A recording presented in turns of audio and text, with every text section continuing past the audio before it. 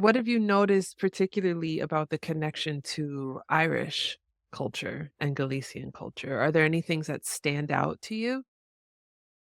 Our own anthem highlights the fact that we come from somewhere else at some point. This Irish king or Irish prince came here, established here, and I have this mermaid culture, like these sea creatures that we share, and we were both um, Vikings did not establish here.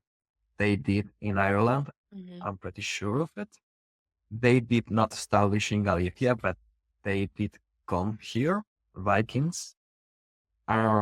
They also are part of our culture nowadays. We have some festivities that are shared with this Viking and or Irish history.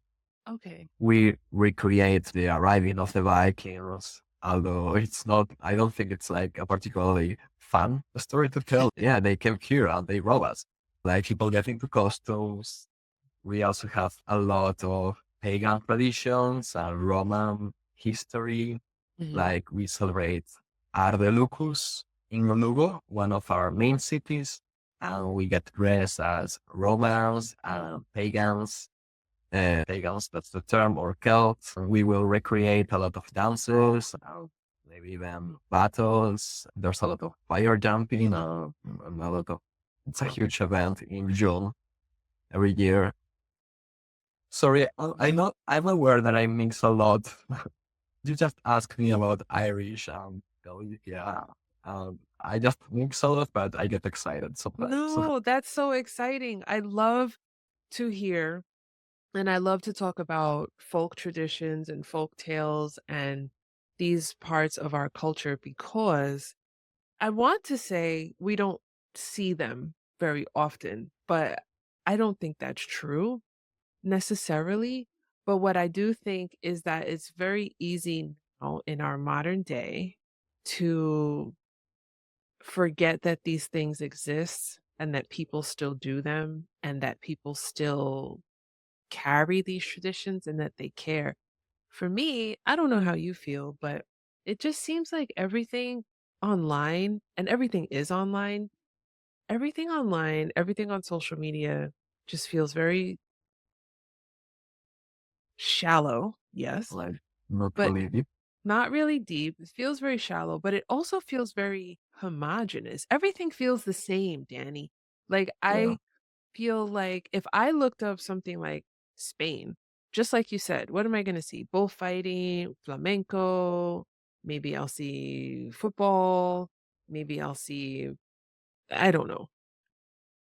I Yeah, don't know yeah. what I'll see. That's completely true. And I think that's everywhere. That goes for a lot of different countries, but I think the thing is that now we have so much more access to people who want to learn about something and people who want to, let's say, go and Google Spanish this or something in Spain.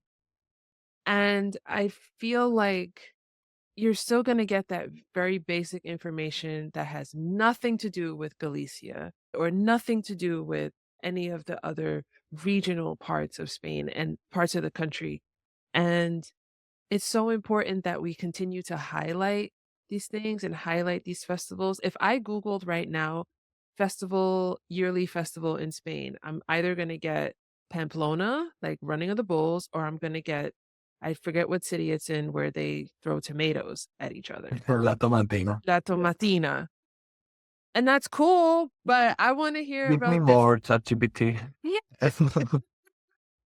Yeah, I get it. I completely get it. Yeah. Like, you're completely right. Yeah, I wanna hear more about what's happening with dressing up like Romans and the pagan celebrations and things like that. I feel like we don't always have you would think we have more access to these things, but we don't have more access to them. We just have more people who know about La Tomatina.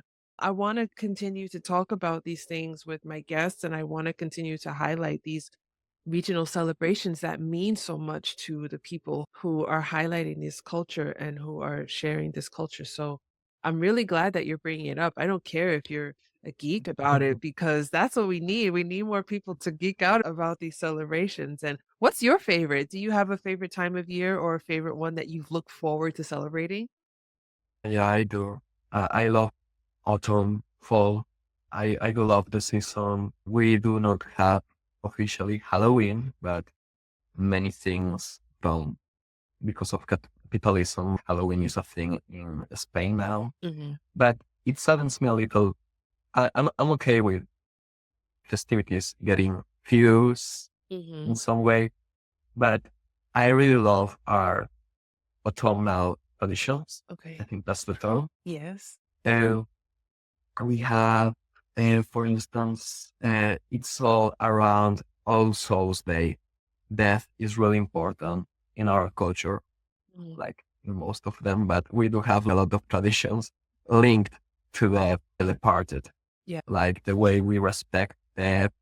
I do love this part of the year when we try to get cozy. We get like in our living rooms, and it's a time where like our departed are more present in our days and the darkness start.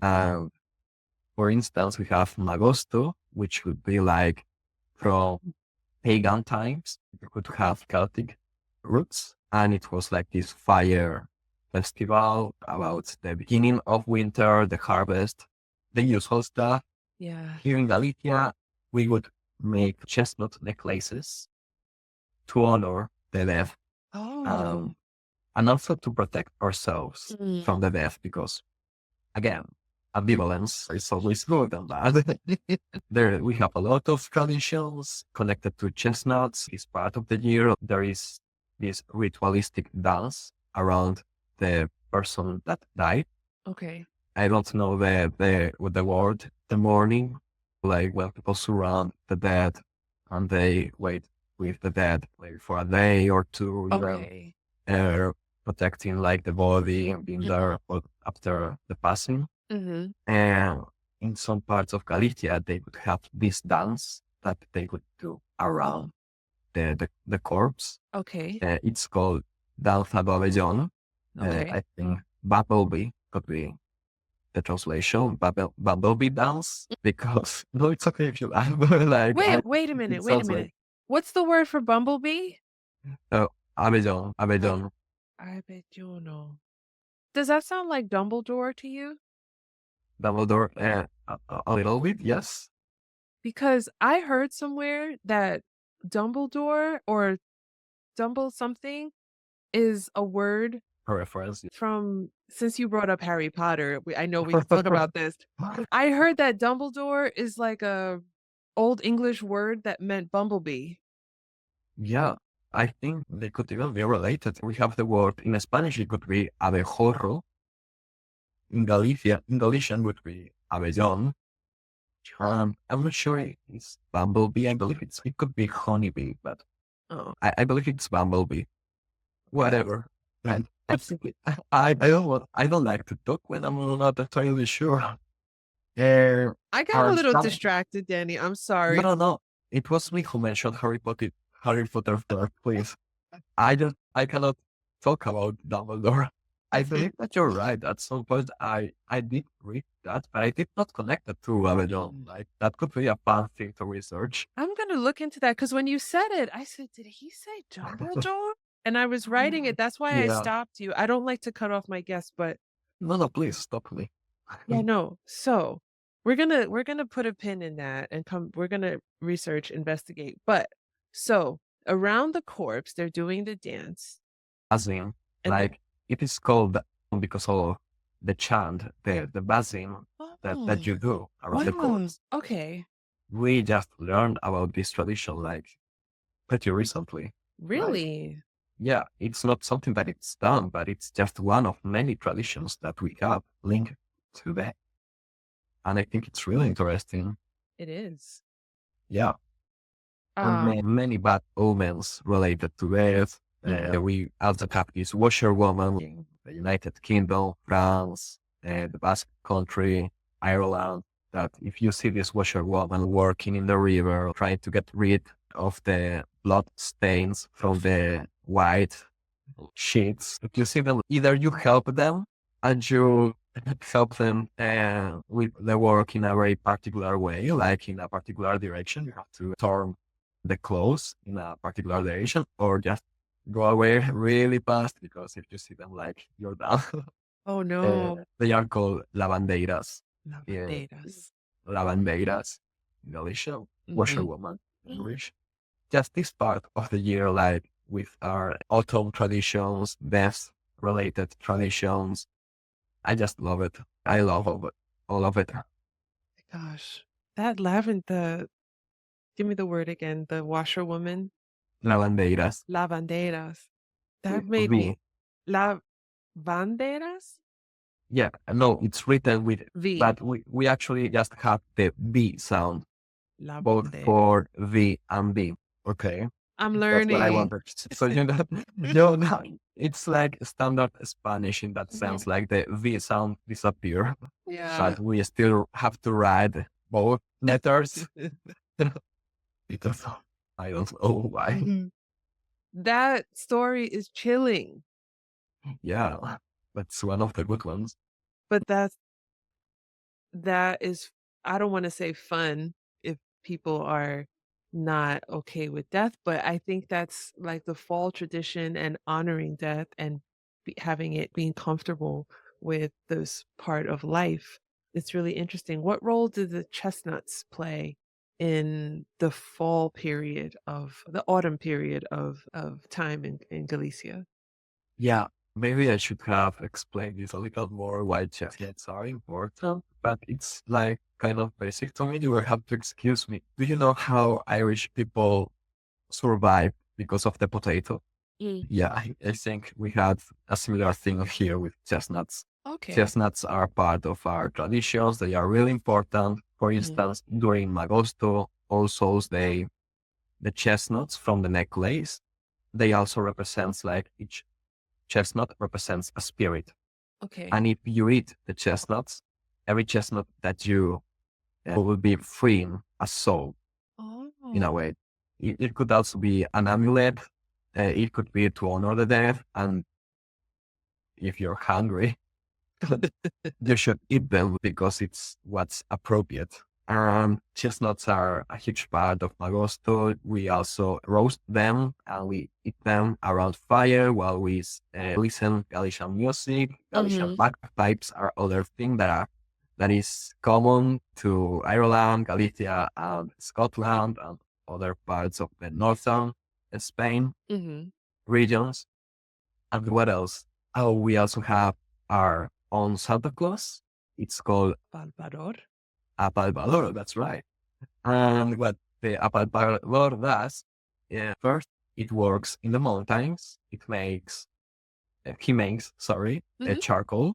Mhm. And during the festivities, uh, he comes and it's going to sound a little creepy, but it's not. it's, it's always a little creepy, but it's not. What this giant with you can recognize it for the red beard, the Galician hat, sometimes smokes a pipe. That's not great for kids, but that's how you recognize them. Okay. Uh-huh. What he does, he enters homes during the night and Mhm. he gently touches uh, the children's bellies to check if they were well fed, Okay. which I believe it says a lot about how we manage hunger and resources and how important being not hungry, fed, Mhm. it is in our culture. Yeah. And one of the things that the apalpador would leave, of course, would be chestnuts. Okay. And this is are just like the huge ones. It has a lot of presence through the fall, winter, Mhm. but we have more. Yeah. My gosh, you could do a whole series I on chestnuts, but you right? definitely about chestnuts, but you You could could do a think so. whole you could do a whole series on folklore and the folk tales and the figures that we have. I was scribbling notes whole time you're talking. about this in Galicia because it's fascinating, and this is just the beginning for me learning about it, and I really can't wait to learn more.